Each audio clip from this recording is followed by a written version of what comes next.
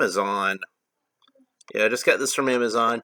I ordered it the other day after I opened up the Han Solo action figure, and if you watched that video, you remember me saying I have to get Chewbacca next. So the first thing I did once I uploaded that video was I went to look on Amazon to see if I could find Chewbacca for a decent price, and I did. Now, here's something that sucks, though, is it's not too bad for me, because I'm going to open it anyway, but the figure is actually partially open. And this is another example of the sort of thing where, like, I wouldn't mind if this was something I got from, like, warehouse deals or something, but no, this was the one they were just selling, like, just on the website. It's like the first one that you click on. I wish I'd thought to look on Amazon deals, because that could have actually saved me a couple of bucks, but I didn't. I was just so excited to see it for a decent price anyway, because this was only like, a little under 20 bucks, I think. So, and I already had gift cards anyway, so I went ahead and got him. So, you see he's on a vintage style card with the vintage style Empire Strikes Back logo, and nice photograph of him from the 1977 Star Wars, because they never updated that on the vintage card. And on the back, you see a few other figures. Boba Fett, which I already had. Snowtrooper, which I'll need to get, because I like Snowtroopers. Dagobah Luke Skywalker, which was not one that was made in the actual original vintage line. And Darth Vader himself. So, it's a nice looking figure of Chewbacca. Let's go ahead and open it up, since it's already halfway opened anyway. So, and man, that's a nice looking Chewbacca.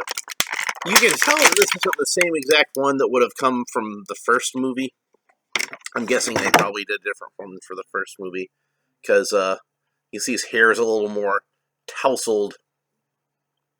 Not quite as coiffed as it was in the first movie. But by Empire, it started to get a little more messy, which I like. It gives him some character.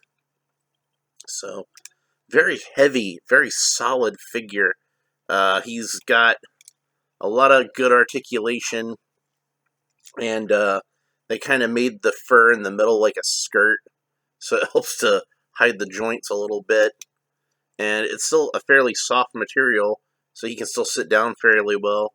And this is after, like, it's been outside, so it's pretty cold.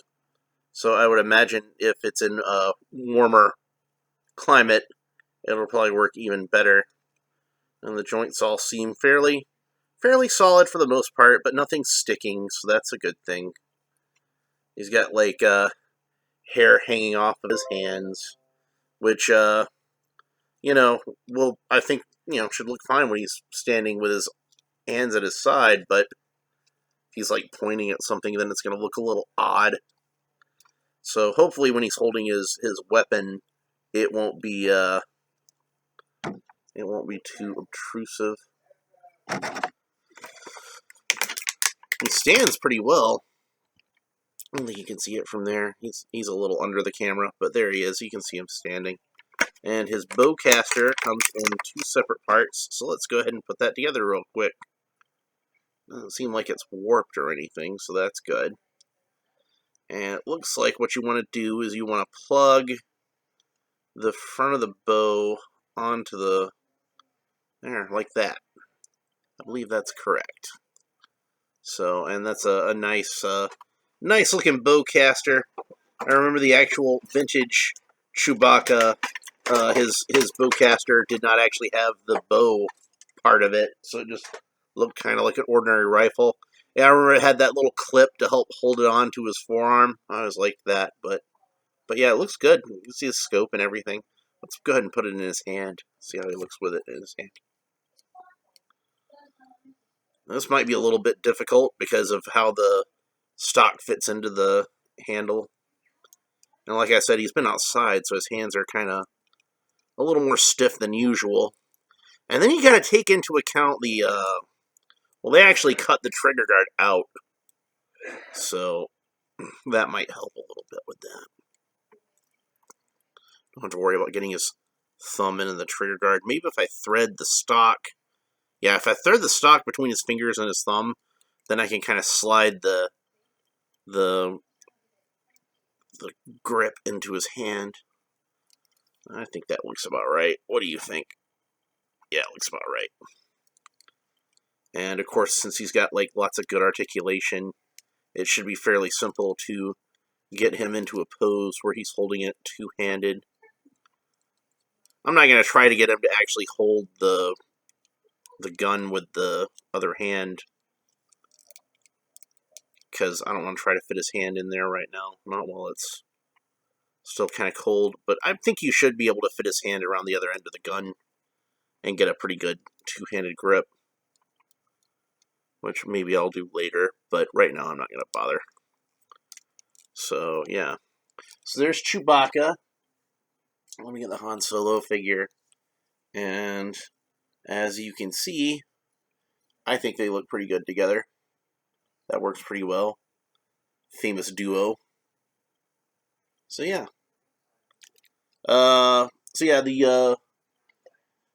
Vintage Card 40th Anniversary Black Series Chewbacca, I would recommend.